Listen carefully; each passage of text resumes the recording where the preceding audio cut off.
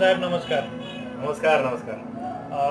जरा मनाच्या श्लोकांबद्दल काहीतरी तुम्ही सांगू शकाल किंवा एक मनाचा श्लोक तुम्ही सादर करून दाखवा कृपया. बघा, मनाची काय व्यथा सांगू, मनाची काय व्यथा सांगू. मन हे कधी आनंदी असतं, कधी दुःखी असतं, कधी सैर भैर पक्षासारखं आनंदी आणि स्वच्छंदी असतं. म्हणून मन आणि शरीर जर जोडलेलं असेल आणि तुमचं यम नियमांवर ताळतंत्र आणि नियंत्रण असेल तर नक्कीच मनाची व्याख्या ही सुंदर आणि सहज सांगता येईल. तुमचं मन निर्मळ असेल तर तुम्ही प्रत्येकाशी चांगला संवाद टिकवू शकता.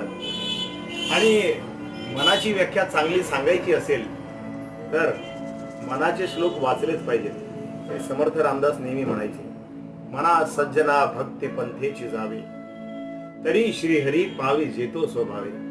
बघा,